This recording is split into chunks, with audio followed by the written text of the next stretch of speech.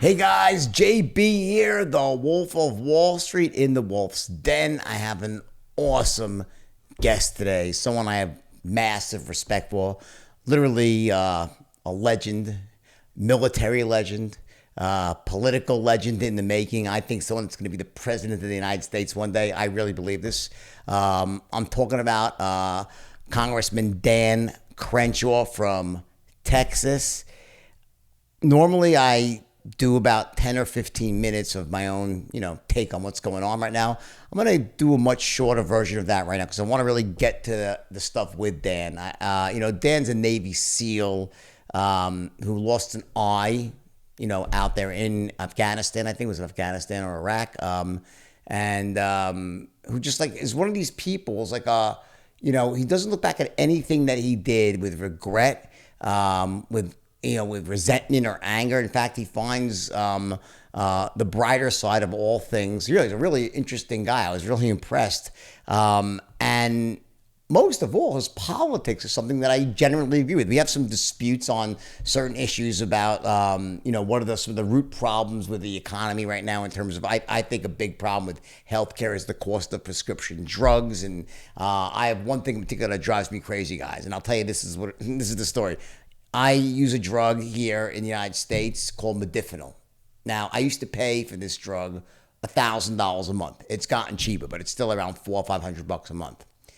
I would go on tour to England and get a 3-month supply for $15.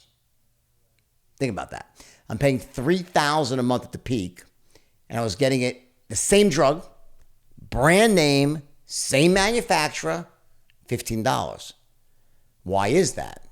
Well, the answer is because that was all that the English government, the healthcare system, would pay. So the drug makers, they make pennies. It costs them pennies a pill. All the money's in the R&D. So what happens is that if governments won't pay for the drugs, exorbitant prices like it is all over the world, they won't do that. But in the U.S., we will. So we're like the saps. So what basically happens is the people in the United States are basically absorbing the cost of everything for the rest of the world. That to me is a huge issue. It's not fair. It's not sustainable and needs to be fixed. So there are some things that we don't agree on like that. What's the solution to these problems? But one thing we do agree on right now is the world is fucked up. There's a problem right now.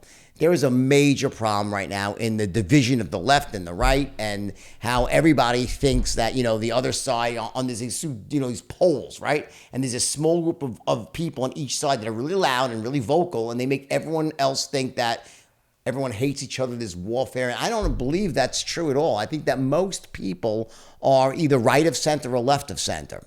And I think that there's a very loud, very small vocal minority that wants you to believe otherwise.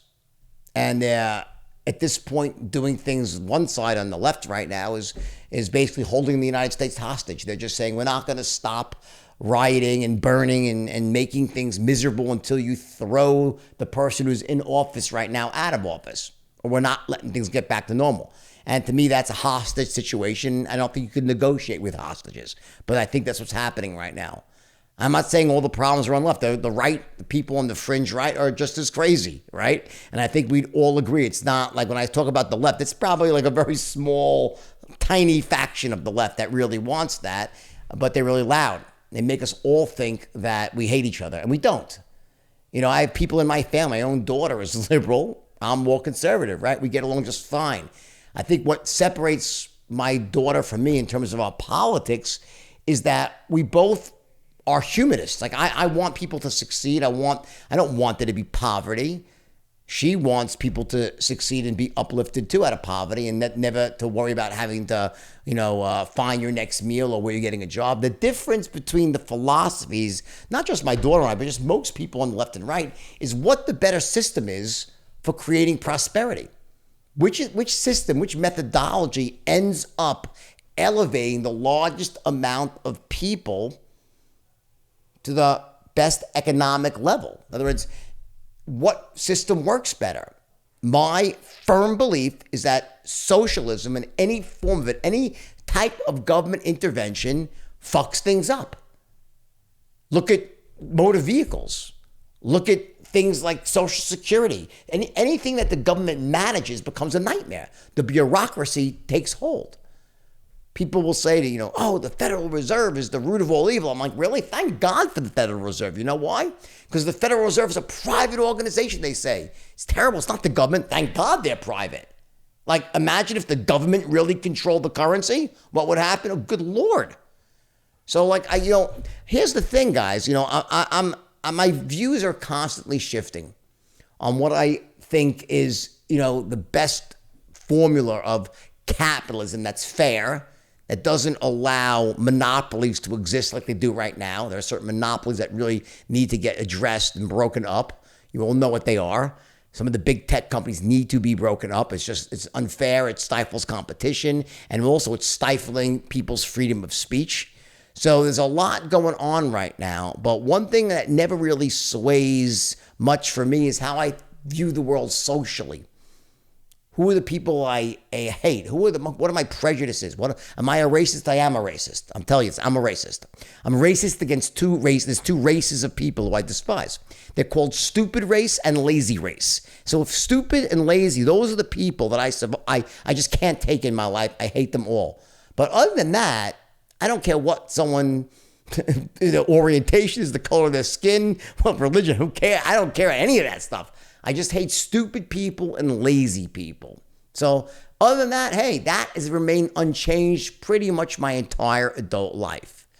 What has changed, though, is some of my thoughts on what's going on right now in the business world. I never thought that we'd be in a spot where we are right now, where you have a handful of companies now censoring certain viewpoints that they don't agree with. I think it's fucking gross. It turns us into China. We're like no better. We've lost our right to have the moral high ground.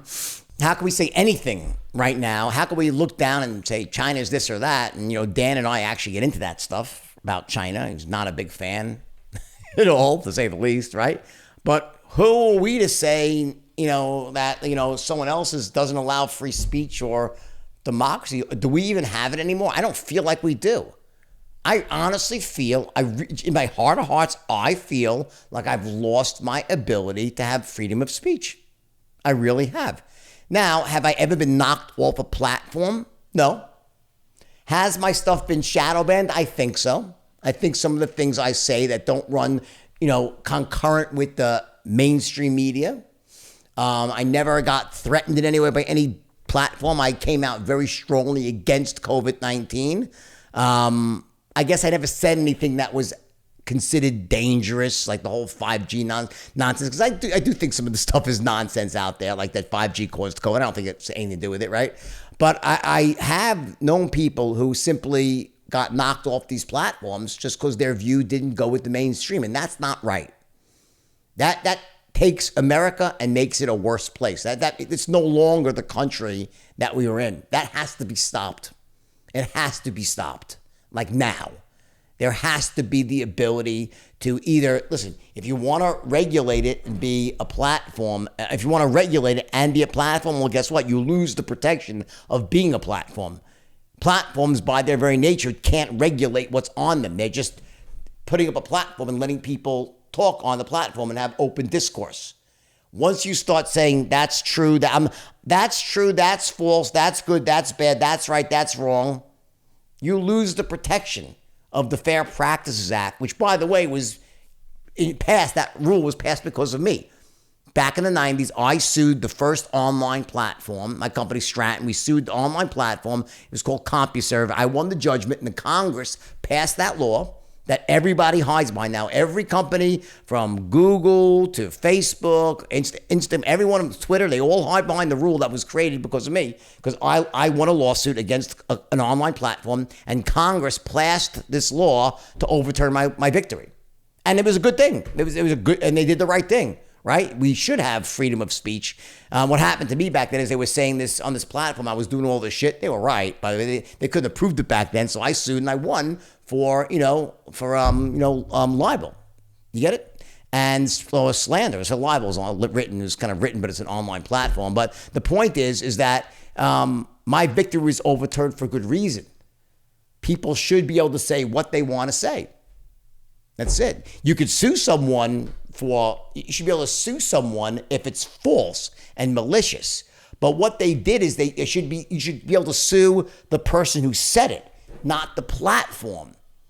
So that's what that law did. Yes, you can still sue anyone that lies about you, but you can't sue the platform that's out there that supports this open speech online. But that was because the people who run the platforms were not supposed to be able to intervene in the speech. That was what CompuServe's case was. We don't moderate this. It's open platform. It's not our fault. That's true.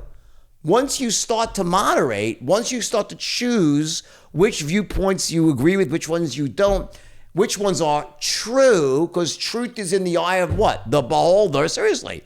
There's a lot of different truths out there. Truth is an opinion. It really is, And, some things that you thought were true turned out not to be true. At the time they seemed true. We don't know what's true and what's not true a lot.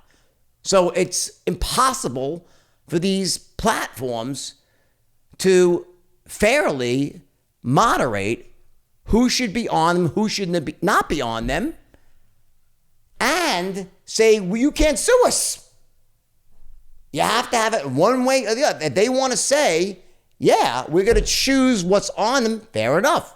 You lose the protection of the Fair Practices Act. That's what Trump's executive order was, and it was right. It was just. It makes sense. Something's got to change here. There's three things, and then I'll cut to this awesome interview with Dan. There's three things that must be changed. Number one is this issue of censorship. It has to stop. It has to stop. It's destructive. It's eating away at the country. And if it doesn't stop, something terrible is going to happen. I mark my words.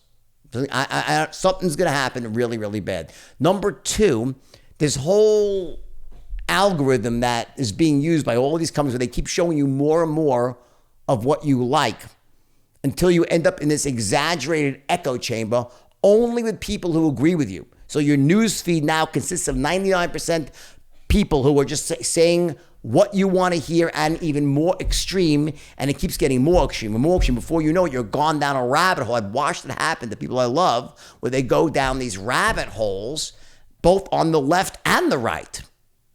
You get radicalized by social media, by the what there are purposely or unintended consequence of what their algorithms do is they're radicalizing people on the left and right by skewing your news feed to show you what they think you want to see. That's the second thing. And the third thing is the mainstream media has got to start acting like the mainstream media should act, and that is not choosing sides. It's gotten to the point now where they no longer even try to hide it. They don't even try to hide it anymore. The mainstream media has now become a de facto arm of the Democratic Party. It's not even up for discussion. It's just true, it's obvious, and they make it obvious.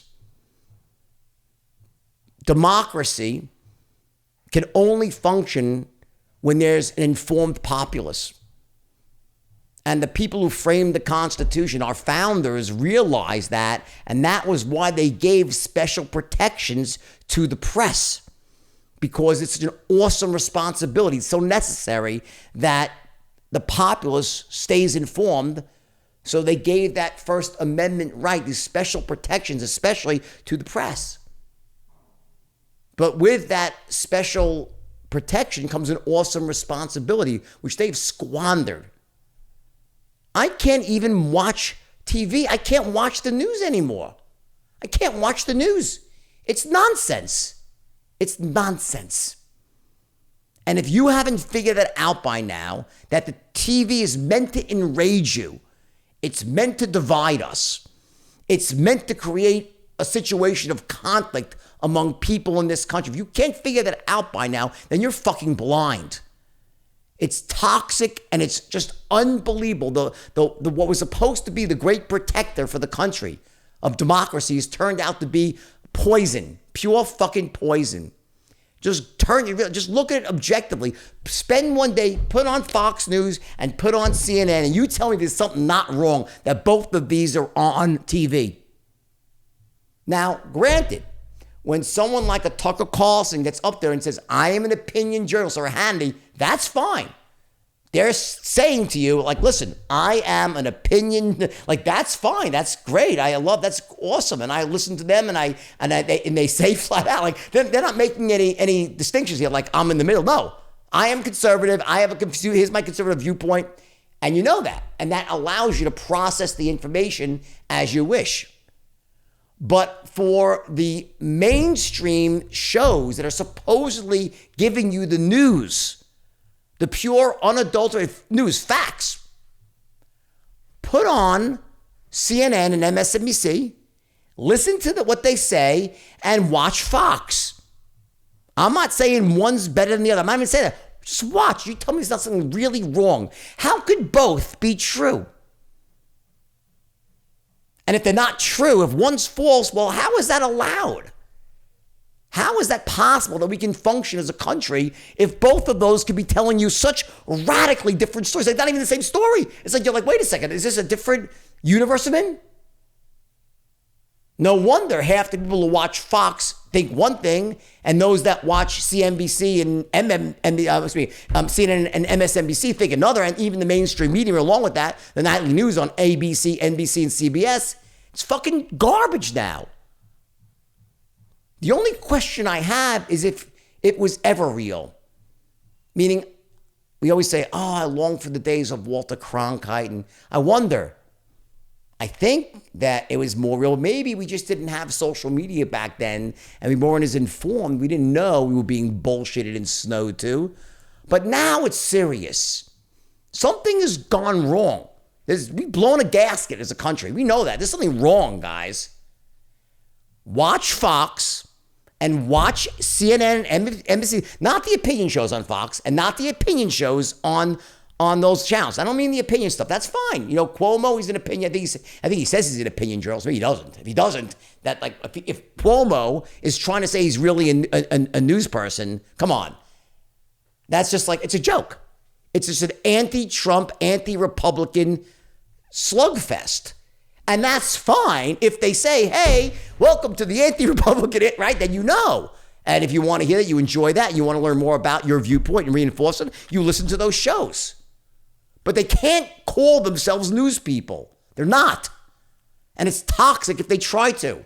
And it makes people who don't know the difference, because it's not their fault. The average person just watching, they assume it's the news. It's true. Both can't be true. Should be basically, shades of the same stories that you're hearing, like it's just, I don't know. There's something wrong.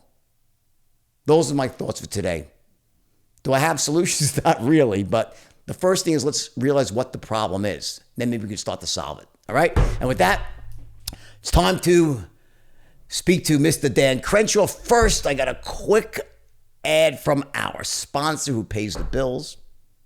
All right, and then we'll speak with Dan Crenshaw. This is a perfect time now to take a brief pause here, and I'm going to give everybody here a gift. I'm going to give everybody here free access to the introduction and the first training module to the formalized straight line certification program. This is a system that I sell for $5,000 here to individuals, to large corporations, medium-sized corporations as well, right? It's a very robust, interactive training with quizzes and exams. It's ultimately a diploma-based course that changes people's lives. But I figure what I'll do here is like 12 or 13 modules, but I'm going to give everybody, this is not one of those free things where I say, and you have to enter your credit card, and I hope you don't then forget to cancel. No. I'm talking really free.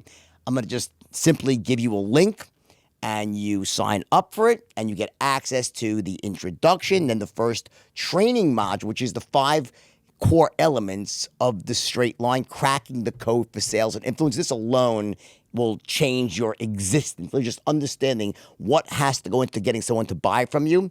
And again, there's no obligation. You're not putting a credit card in. You have to just enter your information here. And then after you're done, once you've gone through this, if you want to keep going, then we can have a conversation about you picking up with the rest of the training. But this first part of it is free. My gift to you. All right. Let me give you the link. The link is JordanBelfort.com.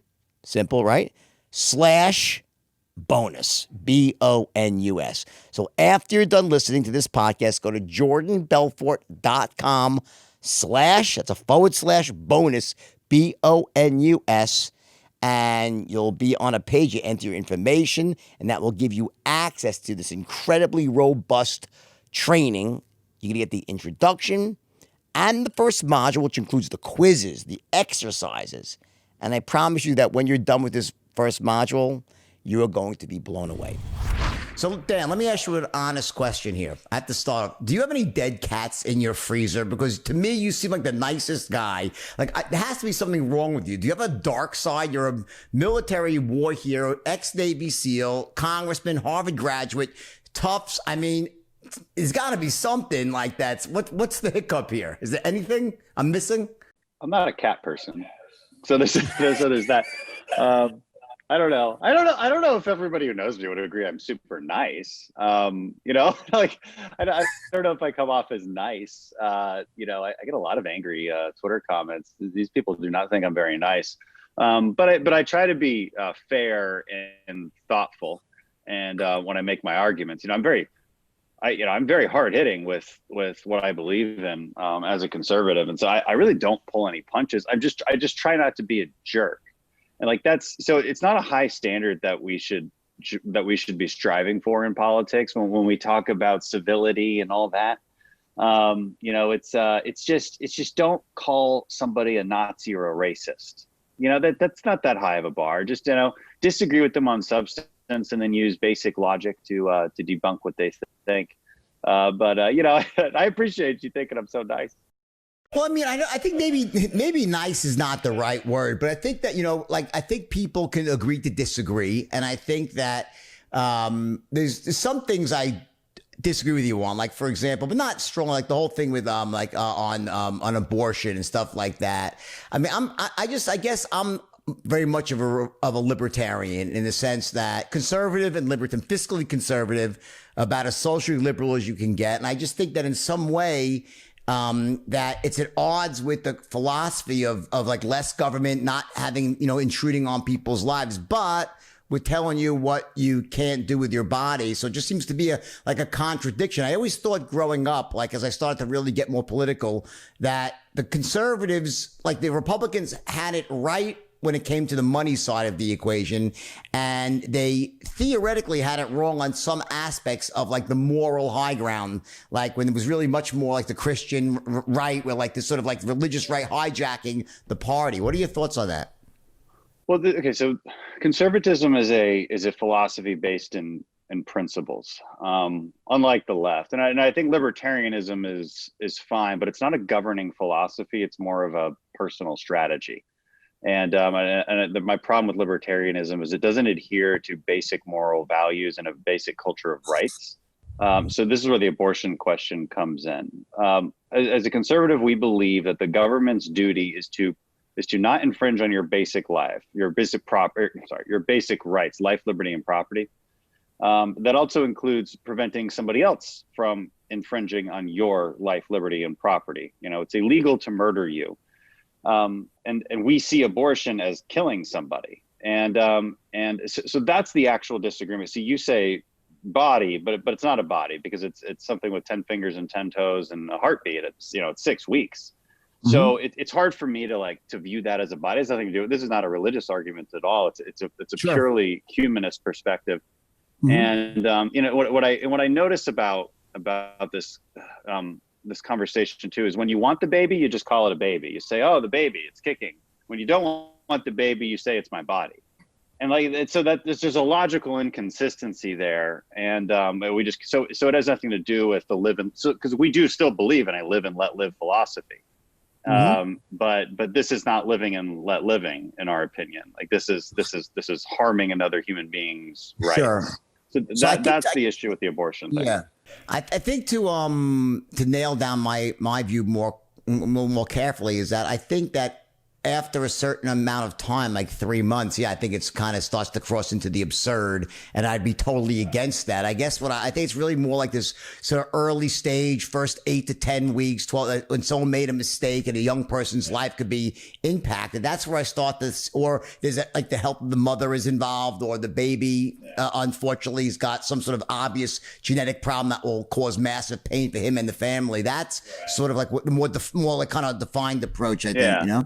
Yeah. And everybody always ends up there. Not everybody, about 70% of America ends up there. Now, 12 weeks, it is totally arbitrary, if we're just being honest. But I understand how people think about that. Conceptually, I'm saying, yeah. And so I would love a political, I'll never morally compromise. I'll always think that 0 weeks is the right amount of weeks. But if Democrats came to me with a 12-week bill right now, of course I'd sign on to it, like in a second, you know, or like the heartbeat bill, because the heartbeat is kind of it's a more concrete like point in a pregnancy, you know.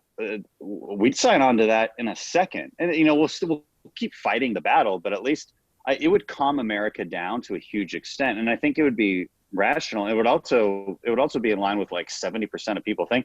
It would also be in line with like what all European countries do. Abortion is so much more strict in European countries. People don't realize that either. So, you know, there's the left is being unbelievably extreme on this issue. I mean, we can't even get them to sign on to what is it called? Like the survivor bills, where if there's an abortion that occurs but the baby survives, that the doctor has a obligation to save the baby. That's what we would like to see in law, but they don't want to do that either. I mean, that's how extreme of a conversation it is. So if it was libertarians and conservatives trying to figure this out, you'd come to you'd come to some kind of political compromise that we could live with. The other reality about conservative belief on this is that it just shouldn't be decided at the federal level. Roe v. Wade was an extreme overstep from a judiciary standpoint. It was claiming that it could find abortion in the penumbras of the Constitution, but of course you cannot. It's nowhere to be found. It's nonsense. You know, it should be decided at the state level, and you know, different states have different opinions on this, and you know that should be okay. One of the, again, live in line with that live and let live philosophy is the notion of federalism and checks and balances, where we can allow each other to do things a little bit differently in this country. And that's super important, because otherwise, when everything gets centralized in Washington, when the presidency becomes life or death for people, or at least it's never life or death, but they certainly view it that way because there's too much power there. And we've come to this belief that every single thing should be solved in Washington. You know, people are coming to their members of Congress for literally everything. And that's not how it's supposed to work. And what all that does is create resentment and divisiveness, because you're trying to force everybody to live under the same law. And you know, so the abortion issue is similar. This is especially true with social and economic, and some economic, not all economic issues, but some economic issues. So, I mean, I let's get into that, because I am not a fan of the left. I mean, and because I grew up in a liberal household, but back when I was growing up, it was like two sides of the same coin. It was like there was the Republicans and the Democrats, and they were kind of like both. It was the center. One was right of center, one was left of center, and it was like no big deal. So when the Democrats got into power, your taxes went up a little bit. When the Republicans went down, but it wasn't like this crazy thing now. And I don't understand. Like, I don't recognize the country I'm living in, and I'm disturbed by it. And I don't know what to do at this point. Like, I mean, honestly, there's some days where I can't watch the news anymore. I stopped watching the news because it's so ridiculous. It's just designed to inflame and divide people, and it's terrible. And I think the big problem is that, you know, to have a real democracy in a republic, you need to have an informed populace, and the responsibility of the news is to keep the public informed in a fair way. And they're not. It's like become an agenda-based thing. And while social media was supposed to maybe make that better, you end up in your own echo chamber where you keep seeing more and more of what you like, because the algorithms are designed to piss you off and make you keep getting angry and more divisive. So it's like, I don't know what to do. I mean, honestly, to me, it looks like it's almost like a hopeless situation. I know it's not a good attitude, but I don't know what to do at this point. What do you think about that? Yeah, well, that's all true. I mean, it was part of the reason I wrote this book, Fortitude, American Resilience in the Era of Outrage, New York Times bestseller, just saying. And it's, we talk about that a lot. Talk about how the news is designed to inflame, and that's changed a little bit over time.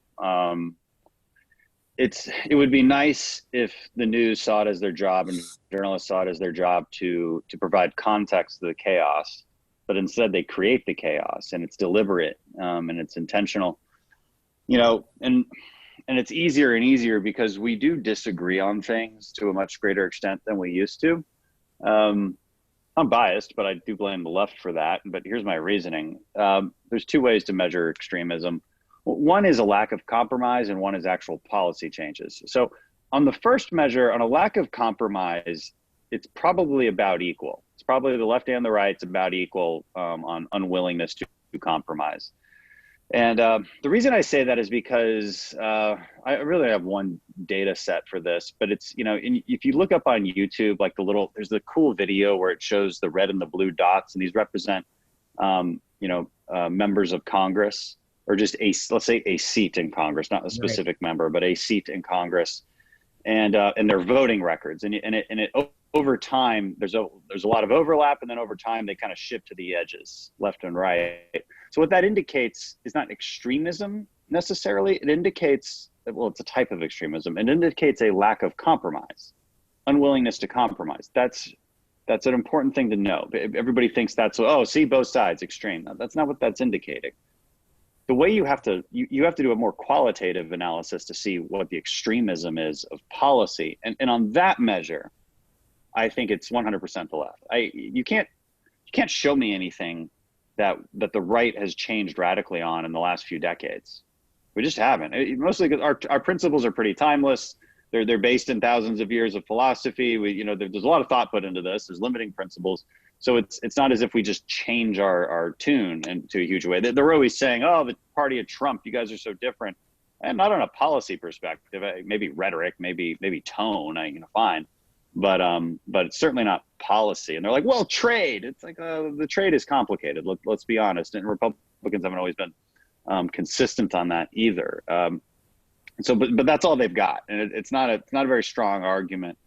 The left has changed radically. Again, they're more extreme on abortion. They're basically pro illegal immigration now. That's just according to their policies. All of their policies would create more illegal immigration.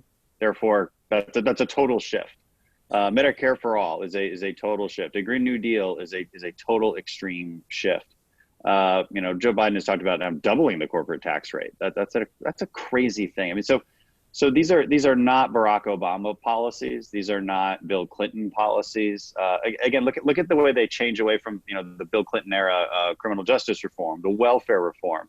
These are radically different policies, radically different. So I have to say that one side is responsible for going really, really extreme. Well, that's what I was saying. It was always two sides. Like when I was growing up, it was like, okay, Bill Clinton was whatever. It was like, it wasn't that much different. I guess, part of this to me is like, I say, when did it all start? When did it really go wrong? It seems to me that it's not so much about left versus right anymore, as more as globalists versus nationalists. It's like it's a globalist agenda, and everything stems from there. So all of these policies is really more about that. You know what I'm saying? In terms of trade, immigration, it's a big issue. That's part of it. There's a lot of conflicting visions. The globalist versus nationalist vision is certainly one of them. I don't know that I can apply it to everything that the left wants or that we want. But I don't disagree that that's part of it. And I've only recently come to that. Come to agree with that. I never liked the term globalist. I'm like, what does it mean? And I want it to be defined.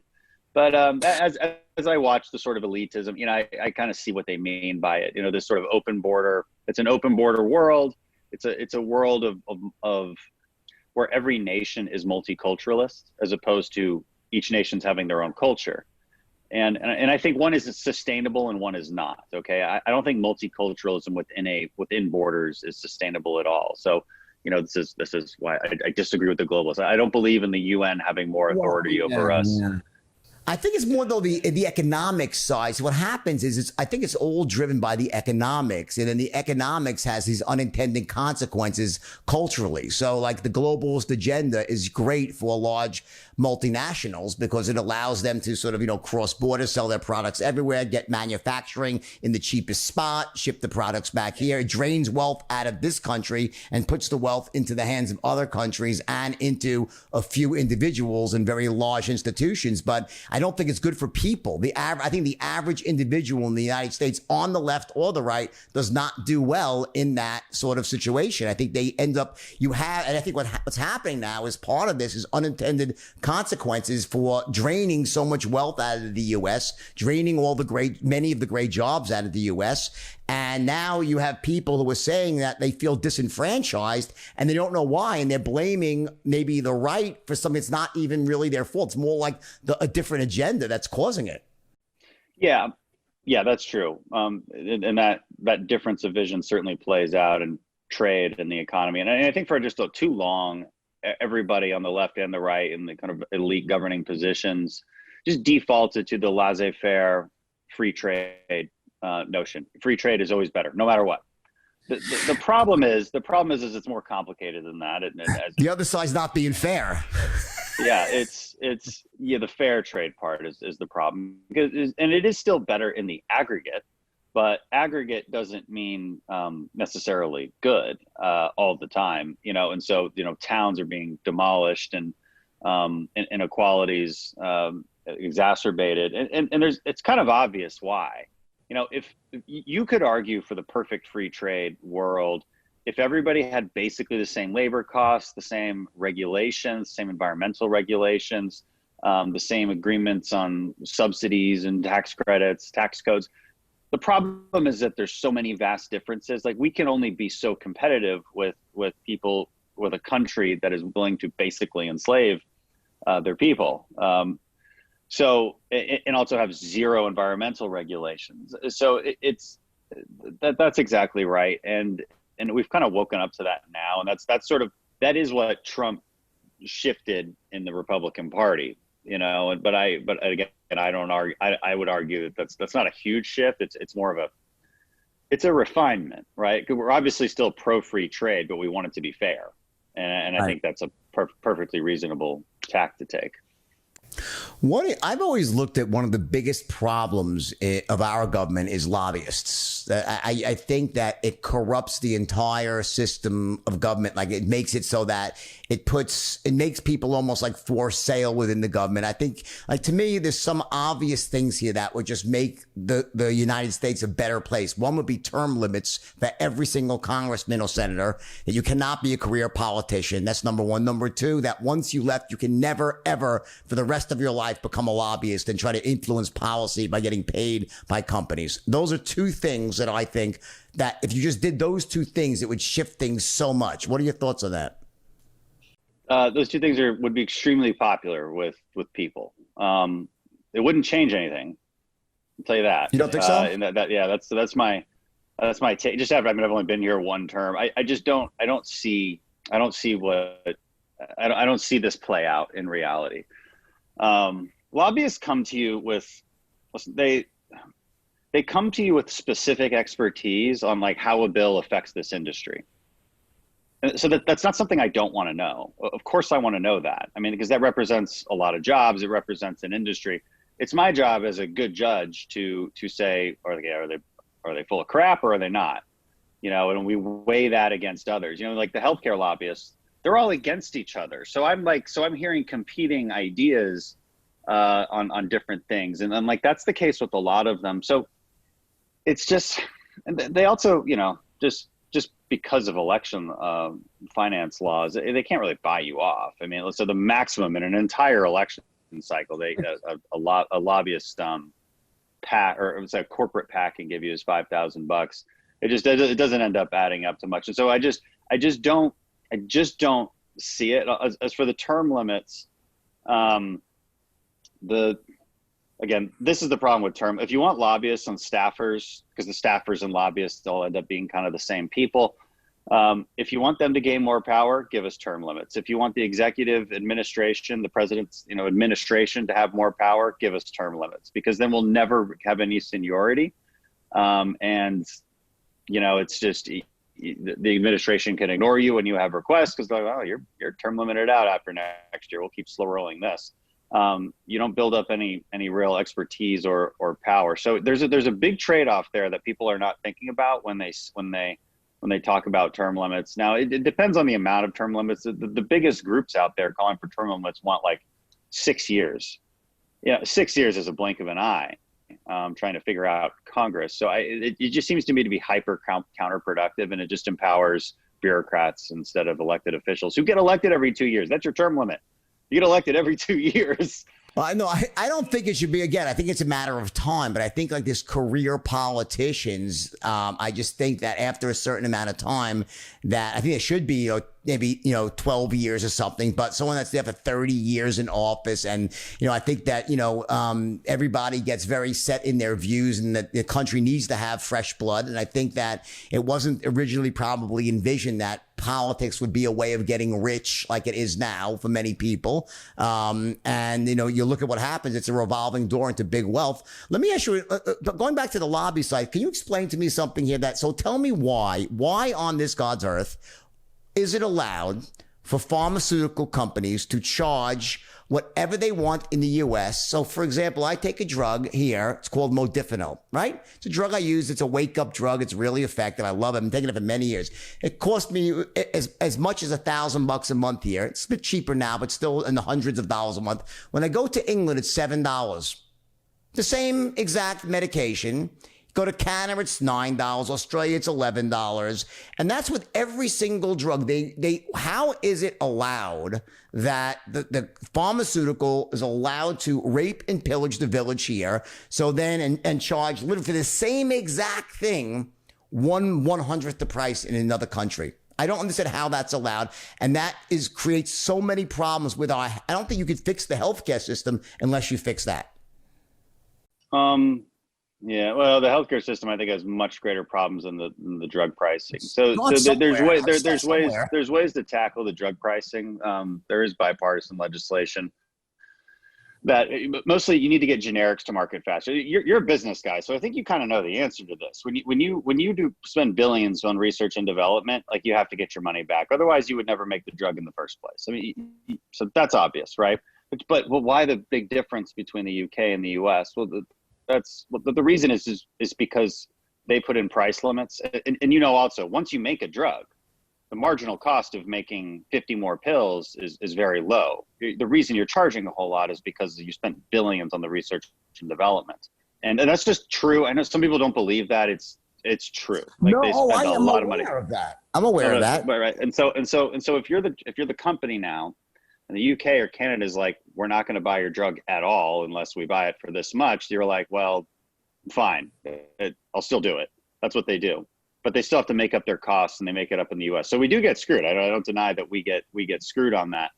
But it's also not clear that there's an obvious solution except to make sure that generics can come to market faster. So that's where the pharmaceutical companies are acting poorly or acting badly, is they'll change things up a little, and it's complicated as to how this works, but basically preventing generics to come to market after that patent has expired.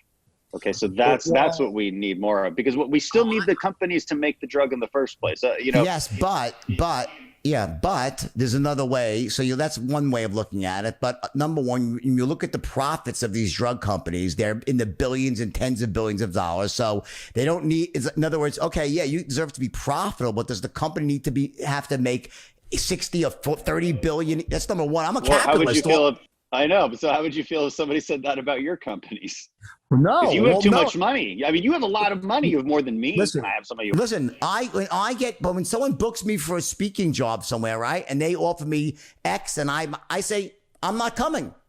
It's not worth it to me. So the point is that it's up to the pharmaceutical companies to say, well, then I'm not selling you the drug. Then you have to pay more. We can't. In other words, it should not be that. We're the saps. So the U.S. is the saps, basically. We're the saps that pay for everyone else's free drugs. We're subsidizing the rest of the world with free drugs. there has, yeah, we are. I mean, it's, again, I don't deny that That's it's my unfair. problem. What I would like to see, and there has been discussions of, now everything's more complicated once you devils in the details, but sort of reverse price control. So the Democrats want to put price controls on American, purchasing here in America. Okay, so because that's the Democrat solution to everything. Okay, we think people should get paid more, raise the minimum wage. We think things should be cheaper, just have price controls. That's basically what Medicare for All is. That's their drug pricing bill. The problem is that, again, as a capitalist, you obviously know this, when you forcibly reduce a price, what do you get? You get less supply. That's the reality. CBO scored this as there'd be up to 30 less new cures, new drugs in the next 10 years if you put a bill like this in. Other studies show up to 100 less cures, because there's no reason for anybody to invest. This is a high risk. Wait, let me finish. I can see the finger waving. Let me finish. It's a super high risk industry. Again, it's billions of dollars you have to invest, so there better be a payoff. So I think it is more reasonable to have a kind of reverse price control conversation about, like, you can't sell to these countries unless you do it up to this price. And as opposed to basically cutting off all future innovation by putting price controls here. Again, it doesn't feel fair, and I get that, but it's not as simple as people make it out to be, because for you to we want you to afford the drug, but we also want the drug to exist in the first place. And it won't exist in the first place if we do some of these policies.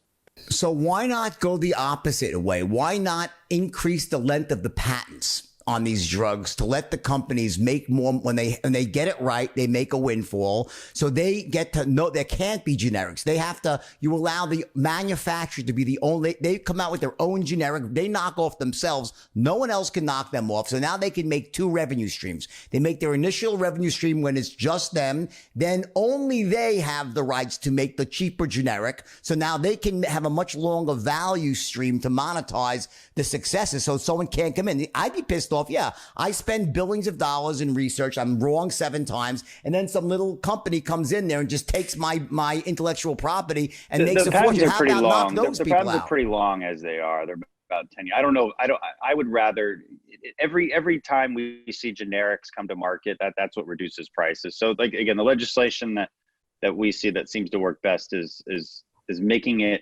fair. It's fair, but also easy for generics to come to market. See, what drug companies do, which we want to stop, is they'll basically come out with a new drug.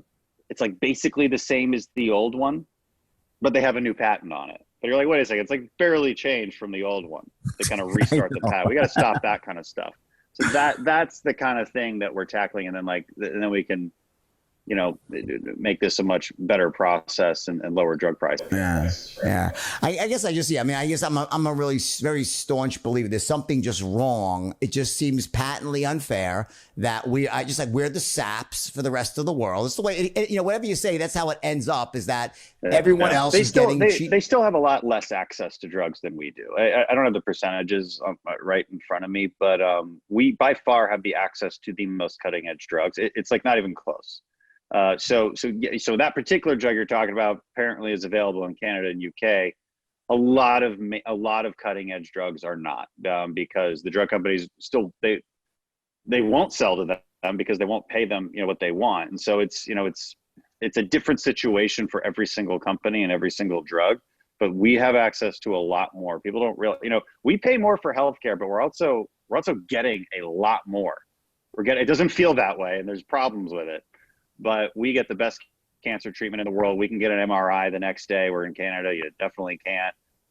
We don't triage our healthcare the way they do in the UK. They're like, they can just decide with a board that they don't want to give you care anymore. Maybe you're too old or you're too sick, or they just don't have that kind of specialty. Well, they have it if you pay for it. They have it privately. If you want to privately pay for it, you can. In other words, that's the national system, though. They have their own. Not in the UK. Remember, they've kicked people off. I've gotten sick in Australia. Maybe, but I was talking about UK. I was talking about the UK. They don't have that in the UK. I think they have a private, like you can also pay. Do they or no? I don't know. I should find out about that. We've seen a lot of stories where, people are desperately trying to get their family member out of the hospital and transported to some other country like Italy or something. I remember seeing these because they have a purely nationalized health system in the UK. So that's like it's like one giant VA is kind of what the UK is. Canada's more close to like Medicare for all. I'm not too familiar with the Australian system. So Switzerland has its own system, which is a little bit, seems to be the best one, because it's like it's almost like Switzerland seems to me like it's like a giant Medicare Advantage. So it's individual plans, private plans competing against one another, which is a good system. Just sort of what we need to get to, and they basically just subsidize people according to their income, but you still buy into a free market system. Because listen, the people that get price control, the prices down on drugs, are insurance companies. This is what I said. Healthcare lobbyists are all against each other. They're all pitted against each other, which is good and bad. It makes it very hard to find a solution to this complex problem. But also keep in mind, like your best friend when negotiating prices with a pharmacy or pharmaceutical company is your insurer, because your insurer doesn't want to pay it. So this is what happens with Medicare Advantage. This is why Medicare Advantage ended up being so much less costly than we thought it would at first. Let me ask you a question. How much of your views, I think what I'm hearing here is that you probably had a lot of the same thoughts I had before you actually went to Congress and then 100%. Okay, so I think what's going on here is I know we think alike in some basic ways. I think what you're saying is like, hey, that's good, Jordan, but you'd be pissing into the wind if you tried to do that. It ain't gonna work. It's just not the way it works. Kind of like, so like how disillusioned, or let's say how different is it since you got there than you thought it would be? You come in like thinking, I'll do this, I'll do that. And you're like, oh my God, it's not so simple. Two things. So as a whole, it's exactly what I expected. Like I'm not an idealist. Okay. So I'm not one of these weird members of Congress. And there's a lot of them who are like, I'm so disappointed. I thought I was going to get things done. Whatever. What does that even mean? Everybody disagrees on what it means to get things done. So why did you think you could just get things done? That's a silly thing to say. And it's a silly thing to believe. And so they're all disillusioned and they're mad. And I'm like, no, I knew what this fight was.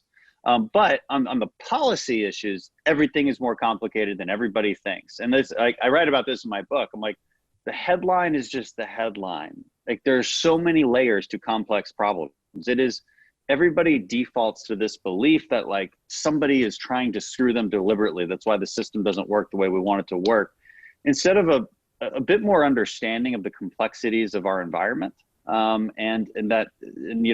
we're always improving upon it, but there's a belief in perfectibility sometimes that is unhealthy, because it's not quite possible. We can try, like on the healthcare thing, like we can compare ourselves to other countries all we want. They have different histories in their healthcare. They have different underlying conditions. Like one of the reasons our healthcare is so expensive is because we have such high rates of obesity. Okay, so like that is massive. That has massive consequences for our healthcare system and why our premiums are so high. Okay, so there's always a complex set of sources of the problem, and an even more complex set of solutions. Why do we have employer-based health insurance? Nobody else has that. Well, that goes back to World War II. And you know why? Because in World War II, they had wage regulations, because, we're fighting a war and they wanted for whatever reason, we had wage regulations. So to attract employees, employers had to give additional benefits. And so like our non-wage benefits have increased dramatically over the years. It's why we have this kind of strange hybrid system. So it's just, it's so easy to like for people to shake their fists and be like Medicare for all, because you know what that means. Oh, I get healthcare for free. Great.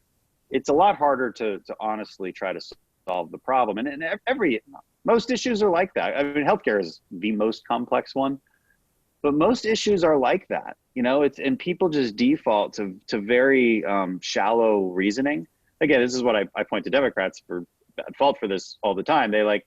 They see a problem, they think of the most simplistic emotional answer that they can to solve it, and they make that policy. And I'm like, guys, there's second and third order consequences to these things. There's more complex reasons for why it's a problem in the first place. We have to be more careful with our policy prescriptions. That's what it means to be a conservative. We have limiting principles. Do you think that they believe the shit they say, the left? Yeah, it's crazy. You I really always think? wondered this. I always wondered this, and I've come to believe that yes. I can't imagine that they really do, because a lot of the things they're saying just simply don't make any sense. They defy logic. Then there's no logical thread you can get to this argument that they'll make with certain things. And I'm having trouble because I'm watching in fear the country unraveling right now. It seems to me, Dan, that the country is unraveling like right before my eyes, and I don't know what to do. And I'm wondering if you have any ideas, like is there a solution to this issue? Is it, hey, great, it's the Trump virus and November 6th, the media will say, great. I almost feel like the left is saying, we're not going to allow the country to operate ever again until we win. Unless we win, we will be, it's like a general strike, basically. It's a general strike. It's a constant riot. It's so much pain, and the media is playing along. We're going to publicize it, make it so unsafe for you to walk outside. You won't be able to enjoy dinner anymore without a mask, anything, until you give us back power. Then on November 7th, if you do, we'll let you live your lives again. That's what I'm starting to feel what's happening right now. Did you see my interview on Fox yet last night? Because I almost said the exact same thing that you just said. I swear I did not. I did not. But I know we think alike. You know, it's true. It's true. I thought that was my own original idea. No, I had it last night. Sorry. But I said that like a few days ago to someone. No, dang it. No, seriously, think about it. It seems like they just they're not letting it happen. You know? It's a hostage situation. And what I pointed out is, I want to make the argument for why it's a hostage situation, because I don't want to cast stones unfairly. But I do think we all see this. Okay, so you have Antifa, these mostly peaceful protesters that mostly it's hard to say with a straight face, right? These mostly peaceful riots, the mostly peaceful burning of buildings, the mostly peaceful injury of hundreds of cops. And they do what they do, and the left gaslights us. They say this is not happening. This is a myth. You have Jerry Nadler saying it's a myth. You had Eric Swalwell said he's never met anybody from Antifa. I've been in multiple briefings where Democrats, are questioning FBI and DHS, and they're like, "Come on, there's no Antifa. Are they even real?" They'll say this. I'm like, "Well, come on, guys. Like, really?" And so here's Antifa's goals are power, right? Because there is no stated, if you're a real protester, there is something that will make you stop protesting. That's the whole point of protesting. Like, you have a goal, maybe it's a policy, maybe it's, you want to remove somebody from power, whatever, somebody has to step down. What is it? They don't state their goals. Notice that, like, it's totally incoherent. Well, it's anarchy, basically. It's basically anarchists. And when they did have a goal, like defund the police, it's like Portland defunded their police. They took $15 million from their police force. Doesn't stop them. Nothing can quell their unrest except total power. Total power is their actual goal. They don't state it clearly, but it is total power. And they want their political wing, the Democrat Party, to have total power. And why do I say that? So that's the political wing, and Antifa is the militant wing of the left. But the political wing, and how do I know that's the political wing? Because they won't condemn that militant wing. Because they keep making these excuses. They keep saying that they're not real. They're mostly peaceful. They're freedom fighters. Aren't you against fascism? Aren't you against fascism? So would you call it like the Sean Finn versus the IRA, basically? Yes. That's how it's starting to look to me. And you have Pelosi saying things about, if it's because Trump's in power. If we were in power, this wouldn't happen. So what are they doing? They have very strategic communication threads here. They're consistent. They're coming from different angles, but they're highly consistent. So this is dangerous. It's a hostage situation. They're saying, we won't let you have safety and community until you give us power. And we want to dismantle the foundations of the country. And they say that. I mean, again, I just use their words. They use the words, dismantle the systems of oppression. But when they say systems of oppression, they mean the economy. They mean the American flag. They mean our ideals and our founding. That's what they mean. I'm not making this up anymore. Like, we see it with our own eyes. You're tearing down the symbols of our country. It's very important. It's symbolic. It matters. And because then people have to realize there's nothing on the other side of that. There's nothing on the other side of that revolution. The only thing on the other side of that revolution is Chaz. That's what's on the other side.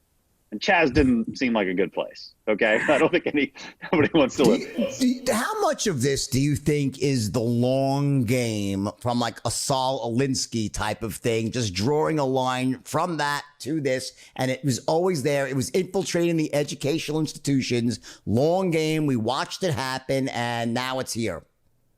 Yeah, no, Saul. Yeah, if you read Saul Alinsky's Rules for Radicals, it's really scary how similar it is. So again, I don't think your common protester knows anything about Marxist history or even the history of progressivism, which has a pretty horrible history too. And so I think part of progressivism and Marxism is inherent in human nature. It's sort of this need to fight against an oppressor. That is kind of like we like that as human beings. Human nature doesn't change. They believe in this vision of humanity where you can shape humanity to your own ideals. So they believe in that, and that belief is inherent in some and not in others. So conservatives don't believe that. We believe in creating principled institutions that sort of confine human nature the best we can to aim it towards a general good. But we know we can't control what you think or what you feel. We just know that we have to protect other people against your worst instincts, which is why, an infringement on rights and a culture of rights is so important. They don't believe any of that. They just think that like utopia, utopia, utopia. Okay. And then they change the definition of utopia like constantly. So that's another problem. It's totally incoherent. And so I think there's a lot of smart people who've been doing this for a long time. It did start, with the 60s radical movements, and those people became parents and teachers and administrators, and they infiltrated all the pop culture. The Soviets had a lot to do with this too. I'll never forget this interview I saw, and it's all the way from 1984, but it's a KGB agent, and he's talking about the phases that they use to destroy America, and the first one is demoralization. It's crazy, isn't it? Yeah. And it's demoralization, basically make you hate your country. It's very easy for these propagandists to operate in a free society. And it's very difficult to combat against it if we don't teach our kids the foundations of Western civilization. And so notice how that's their attack. They always attack even classes on Western civilization. It's very systematic, and it feels good because it's all about feelings. It's very French Revolution. So so if you want to even go back even further, it's the ideologies of the French Revolution where you must burn it all to the ground and rebuild it from zero. All foundations are bad. Everything must be bad. And we will reason our way. This is important. They can reason their way, they think, to prosperity and utopia, even starting from zero. Conservatives do not believe this. Conservatives believe, and I think we're 100% correct in this, that knowledge is passed down through customs and culture and practices, and you can't always define why you do, like, why is a family unit good? If you ask any normal person that, they're like, I don't know, because it is, like, because family's good. Like, what do you mean, why? They don't know how to explain it. It just is. This is passed down through trial and tribulations over thousands and thousands of years. You come up with something like that. This sort of unconstrained vision of the left believes that you could tear all those foundations apart and reason your way to utopia, and it always ends in chaos, and it always ends in like the French Terror. I guess another way to look at it is if you look back in history, whether it's on the left or the right, at any moment in history when people in power thought that the ends justified the means, bad things happened. That's the root of it. It's that on the left right now, they believe that there's an overarching rightness and moral high ground they have. And because of that, it doesn't matter. All the norms can be thrown out the window because at the end of the day, we're justified for what we want to do. So there is no more rule of law. There is no more family or foundation or past statues or things to look at or symbols. They don't matter because the ends will have this end that's righteous and that justifies any action to get there. Yeah. Yeah, and that's true. And then they'll throw around words like equality and justice, and that's their ends. But they don't, those are terms that they do have a definition, but the left doesn't use the definition. They mean something totally different by equality. They mean something totally different by justice. When we think equality, we mean you need to be equal under the law, equal treatment under the law. reciprocity between you and the government. We don't think the government should be able to, sue this individual or prevent you from getting that permit. Or in the case of police brutality, the police should be equal under the law, just the way a citizen is. So, there's equality has a definition. It does not mean everybody gets the same thing. It doesn't mean some, notice when they fight against inequality, they never say, we'll be happy when we get to this. They never say that. Right. They'll never be happy, ever. And as long as you have a basic meritocracy or a free economy, there's going to be some inequality because people are born not equal. But they're born equal under the law, Yeah. equal with the same rights, but people are different. Not the same talents and drive and ambitions and desires. They're just not. Some people are taller and better looking, and that makes them more successful. These things are true. There's a lot of disparities. People are born into the same household, have vastly different outcomes. It's weird, actually, how firstborn children outperform their siblings by almost every single measure. These things just happen. So how can we possibly expect equality of outcome from disparate populations when we can't even expect equality of outcome from the same household? So but the left doesn't believe this, and they don't define their goals. Justice, they don't mean justice in the sense of like, prevent person A from infringing on the rights of person B. That's justice. Due process, that's justice. Well, again, I think it goes back to everyone gets a trophy. Everyone gets a trophy. I don't believe everyone should get a trophy. It's ridiculous. Not everyone gets a trophy. And that's their equality judgment. But on justice, what they mean, it's even worse. It's more like group on group politics. It's redistributive justice, and it's retributional justice. And so that's what you're seeing now. You're seeing that's what you're seeing with these movements is it's group on group power identity politics. And it's dangerous. What do you think it is about Donald Trump that just drives the left absolutely crazy? I understand his Twitter. I get that. But, he's the president of the United States. And, when Obama was president, I support, he's my president. You support him. When Clinton was, I supported him. I don't understand. What is it about Trump that makes it so offensive to people? An impossibility. It can't be. Why can't it be? Yeah, it's definitely the case. I don't know. I mean, you New Yorkers. You got brash New Yorkers just like get under people's skin, I guess. I don't know. There's a lot of things. It's the Twitter. He's not careful with the way he speaks about things, where he doesn't believe you even need to be. And so picks fights with a lot of people. Ask an individual, and they'll tell you all sorts of different answers. It's in the end, a political opponent, you will find the worst of them and highlight it to an extraordinary degree, and then rationalize that belief in your head to where you actually believe it. Because nobody on the left thought Donald Trump was a bad person. Really, nobody would describe him that way before he ran for president. He was just like Donald Trump. That's what he was to people. And then he became president. And then politics changes the way I think our minds are wired to interpret somebody. It's not a good thing. I wish it would stop, because it would make it easier for us to talk to each other. Would you run for president one day? I'm not thinking about it now. I've got to win this race now and then the next race. But whatever the will of the people is I think the right path in politics. I won't get out of politics anytime soon, although it's tempting. But it's, as long as I'm wanted, I'll be here. What do you think makes a great president? Wow, that's a good question. Vision. I think a vision that, but it's the right vision, of course, because I would disagree with other people's visions of the presidency.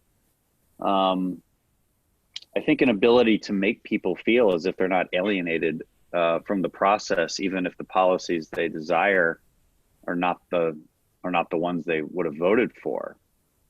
It's a fundamental duty of our government is just because you're not getting more of what you want, it also doesn't mean it doesn't mean that your rights are being infringed upon. And this is not, unfortunately, what our politics appears to be about these days. Again, that live and let live philosophy, that federal system is extremely important. And so, in leadership traits, mean something, and people want to feel like they can aspire to a greater ideal than themselves. And the American ideal is a greater ideal than ourselves, because we've never really achieved it. The ideals of the Declaration of Independence, and people vote for somebody for president who they feel is at least close to that, or at least trying to get us closer to that, and represents us well along those lines. So that's a few things off the top of my head. Do you think that your training and experiences in Navy SEAL would help you in that office of being president, in terms of, obviously there's massive pressure, there's decisions that need to be made quickly and slowly. I'm sure that's the sort of stuff that you kind of, you get trained, but it's trial by fire, I bet, out in the field, that, but you've been through. What do you think about that? Well, just ask any Navy SEAL. Being a Navy SEAL makes you better at everything. So obviously, yes. But seriously, there's a rational problem solving requirement in special operations that I think feeds over quite well to politics. And we don't have time for logical inconsistencies, or their false straw man arguments, or biased opinions. We don't have time for any of that, because it's life or death, and so there's no space for it. If you want to make an argument for why we should do this this way instead of that way, it better make a lot of sense, and it's based in reason and not in preference. And so that matters when making politically persuasive arguments. And I always I confront my opponent's arguments directly. I'm not going to talk past them. I want to confront what they're saying directly, and because otherwise people don't believe it. And so that, I think that's pretty important. And the ability to compartmentalize hardship is certainly helpful in politics, because it would be easy to become obsessive over the conflicts that occur in your daily routine. Have you ever felt, have there been moments since you become a congressman where you were like, oh my God, what did I do? Like, why? I could have done something else. Like, it's just like, or no, if you just sort of never gotten to that throw up your hands, this is insane point. Yeah. I'm sure there's certain times, that have been like harder than others. And where you probably think anything else would be better than this right now. But for the most part, though, it's fulfilling. It's a real service, and because it's, I guess the military is too, but that was different. I never felt like that was service. I enjoyed it quite a bit. I miss the community over there. I never wanted to leave. I wanted to, part of me would go back in a second, but this is clearly the new path, and it's the path that is certainly fulfilling. It's satisfying. You feel like you can make an impact, and that your work is needed, and so that's why I do it. Not because it's uber enjoyable, because jumping out of airplanes and going to the range with your friends, that's enjoyable. This is less so, but it's if you were president right now today, what would you do about coronavirus today? What actions would you take right now? I know something's limited because the president doesn't control the whole country. The states have their own abilities as well. But what would you do differently, or just what would you do in general? What's the solution? Because to me, I'm sick of this. I'm sick of not living, and I watched a movie the other night with Jerry Maguire, just like I flicked it, and they're all sitting in an office and laughing. I'm like, geez, this is just not. I mean, wow. I mean, like, what happened? We have to have a little less hubris about what we can control and what we can't. We do ourselves a disservice, and our leaders have needed to express this better. We do ourselves a disservice believing that you can stop a virus. You can't. You can mitigate it. We can risk mitigate, but stopping it was never on the table. our goal was to 15 days to slow the spread. Why? To save our hospital system. Exactly. That's the goal. So the president is, if we take an objective look at what the administration has done, and we have to be honest and say, okay, at this point, because here's a proper criticism. You have to say at a certain point, everybody was telling you to go left and you went right. That would be a proper criticism where you could say, hey, in that time, we knew the answers, we knew the context, and you should have done this. And we told you to do this, but you didn't. See, that would be the rational way to criticize somebody. The Democrats never do that. They just, Biden gets up and says every single day, it didn't have to be this way. I would have done better. I would have made more PPE. I would have made more tests.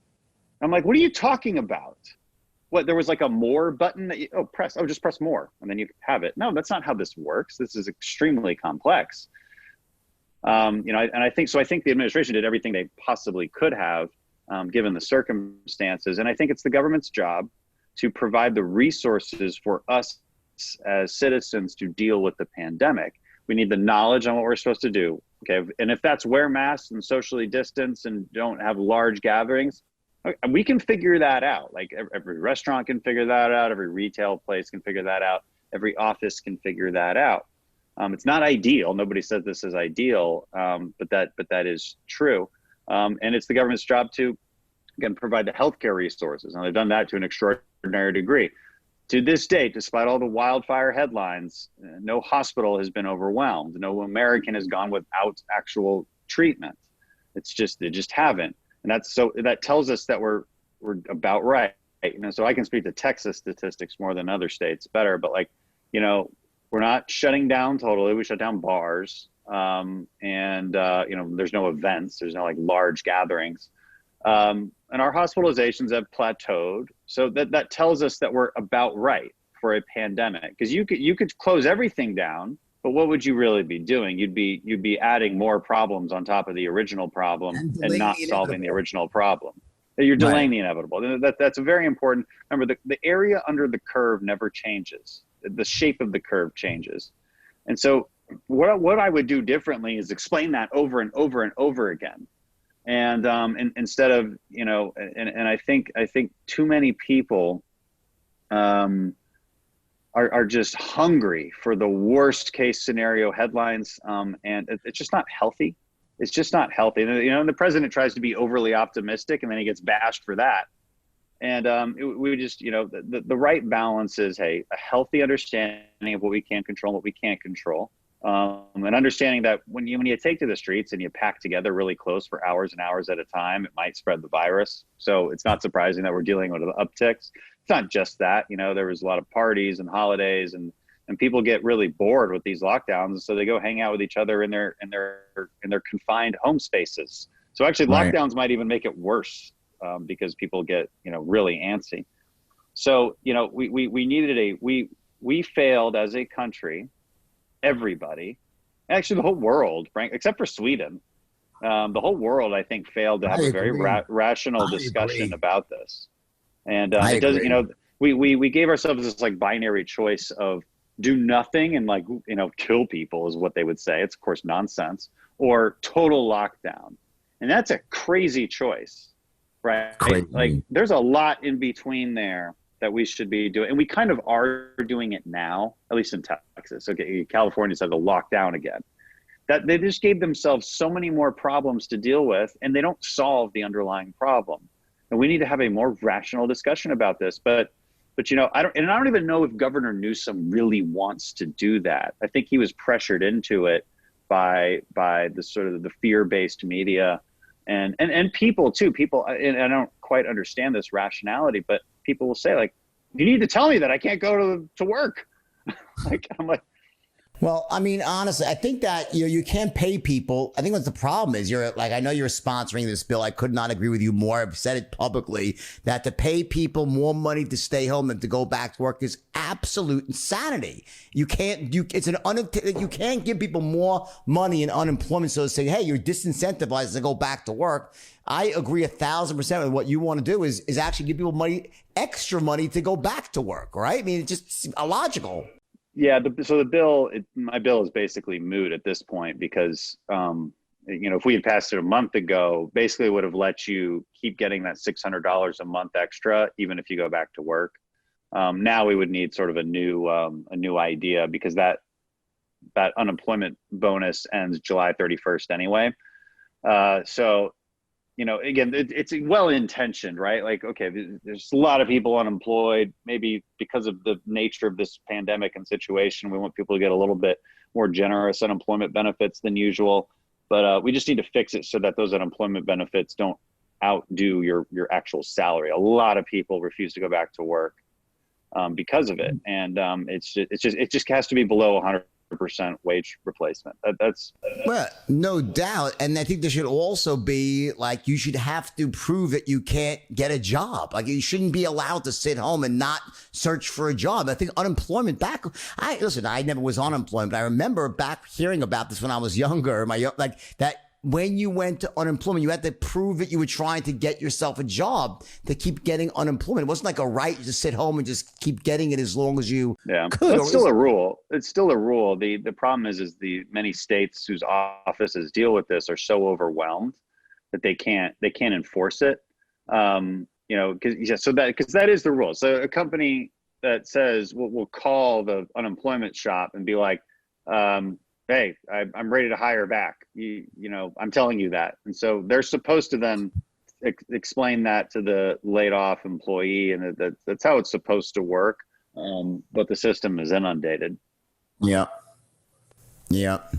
So lastly, one thing I want to discuss is China. So to me, like I watched this whole Russia insanity for the last few years, and like, why are they so intent on making Russia the most evil thing in the world right now when, frankly, I thought that China was a much bigger danger to the United States? I'm not saying Russia's good or bad. Forgive me, just like comparatively speaking, it didn't seem like that was the threat anymore. The threat was really China. It seems so obvious to me. And what are your thoughts on that? And what do you think we should do? Yeah, no, and I think that's right because Russia is a threat on some levels, mostly in espionage and information operations kind of threat, but they're not an economic threat. And in kind of some ways they are. I mean, the natural gas competitor. They obviously tend to invade countries near them, and so that's threatening, of course. But China as a whole is a far greater threat because they do all those things too. They threatened to invade Taiwan. They created islands in the South China Sea. They just had a big battle with India, like not that long ago, like a bloody battle. Like, this stuff happened. They put people in concentration camps and shave their heads and try to sell their hair. They torture them. As I'm talking about the Uyghur Muslims in China, these are really bad people. And then they engage in economic warfare against us and the entire liberal global order, really. And there's, again, talking about different visions, China has a very different vision. And I think they want to export their domestic vision internationally. And what that means is a mercantilist society, but run by an authoritarian regime. And I think what they want is a world trade order that's mercantilist in nature, not exactly, free market, but, it's a market. And but controlled by them. They want to control the rules of the road. I mean, that's the Belt and Road Initiative, and they're the cops who patrol the road.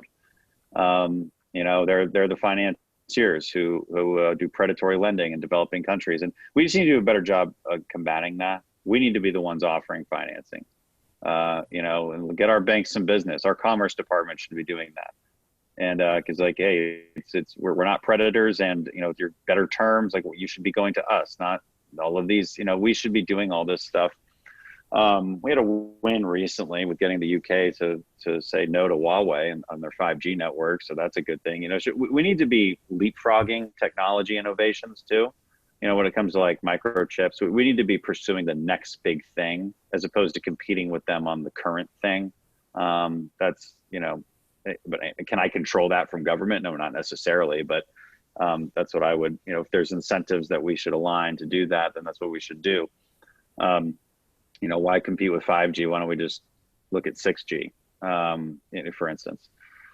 So and we need to expand our alliances, do a better job maintaining those through exercises, et cetera, trade relationships with all the periphery. So like it was, even though like the entire populist movement on the left and the right was against the Trans-Pacific Partnership, it's kind of unclear why.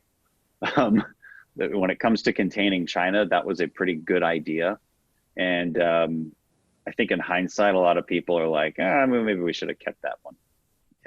Maybe we should have kept that one. What do you think? Do you think that China overtakes the U.S. as the biggest economy in, I think, another 8 to 10 years? Do you think it happens, or does something happen that causes China to have a massive setback? Like, for instance, when I was in my 20s, it was Japan was going to be the next great thing. And then it turned out, oops, it was actually a lot of zombie banks and inside deals. And they went through 10 years of no growth and really the dead years for their economy. And I always wondered, I heard all these things about, that, China was building cities where no one was living in them and all these things that sort of might be propping up the economy. It's not really growing as fast or as solid as they would make out, and they control all the information. Do you think they do overtake the US, or you think something different might happen?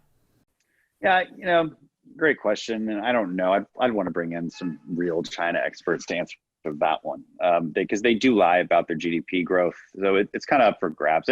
What we do know for sure is that they'll be big. They're big and they can spend a lot of money. We do know that 100% for sure. And so, and we do know that they don't want to do good things with that growth and that power. They do have some underlying weaknesses that are very bad. I mean, their aging population, their one child policy was a long-term disaster. It hasn't hit them yet, but it will. That's a disaster. Well, that's what hit Japan. The aged population in Japan was a big problem. Yeah, it's going to cause massive stagnation. Their pollution is off the charts. That has long-term consequences for health. The lack of a free society. I mean, our best weapon against them is information. If we can figure out how to get the people and access to Western culture, that's a big game changer too. I think I am of the belief that authoritarianism can only last so long. It can last a while, but in a world like today's, where getting information to people is power, and if we can figure out how to do that in places like North Korea, Iran, and China, I think that's our best weapon. One final question about the coronavirus. So you're saying, and I agree with what I think you said, is that at this point, it's just time to get back to work and be careful, and people should take responsibility for their own decisions and their actions. And we know I think we know enough at this point to know what risks we should take as individuals and not have to be told to stay home or go out. Is that what you're saying? Yeah. I mean, again, and that basically is our strategy, except for a few states. I can't speak to every state. I'm just not exactly sure what the policies are. And again, I know California just locked down again. But for Texas, that's right. And that was always right. And again, it takes a rational discussion about what we can and can't control and what our hospitalization rate is. You can convince me to like shelter in place if our hospitals are truly overwhelmed and it's causing deaths. You can convince me of that, right? And if we're on track to be that, and understand that we won't know we're there until it's too late. But the personal micro actions, that's what actually matters. And so I think targeted lockdowns, like no concerts, for instance, like that makes a lot more sense. And I get the bars. I don't like it. I think we could have a better middle ground on bars, because there's a lot of people losing jobs and livelihoods because of this. And I think you could have a better middle ground with just occupation rates in those bars. I mean, the problem at the time was that nobody was paying attention to them because there was no cases. And then all of a sudden there was some mass like super spreading events with protests and holidays and family gatherings that just like exploded the whole thing.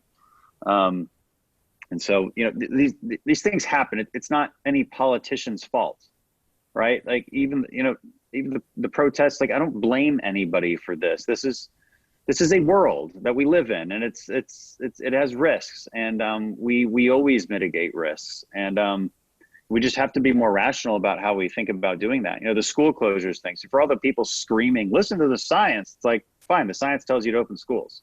That's what the science says. It doesn't mean there's no risk mitigation. It doesn't mean that. There's ways to risk mitigate within the schools, keep teachers safe, keep vulnerable people safe. Like, there's ways to do it. Nobody's saying just, hey, free for all. But we trap ourselves in these highly binary conversations, and it's super detrimental. Nobody's properly weighing the cost. Not nobody. I mean, I do, and a lot of other people do, but the media and a lot of left-wing politicians do not even acknowledge that there's massive costs to lockdowns and school closures. I swear they don't even acknowledge it. It's like not even part of the conversation. It's crazy. I think Trump wins in November. Well, polling doesn't look very good right now, but that can certainly change. The left is doing everything they can to give us the best November ever. But with whether it's covering for violent rioters, or talking about dismantling our economic freedoms, or dismantling our healthcare system as we know it, or destroying our energy sector and making sure that your electricity prices skyrocket. They're doing a lot. They're doing everything, or burning our flag and discrediting our founders. They're doing everything they can to make the case against themselves for November, and I encourage Americans to listen to them. Dan, thanks. I really appreciate this. I'm a huge fan. I hope you run for president one day, because I think you'd make a great president, and the country needs a great president. So thanks for coming on the show. I really, really appreciate it. Hey, Jordan, it was a lot of fun. Great to see you. Thanks. Take care, guys. Another great episode of The Wolf's Den. Share this one.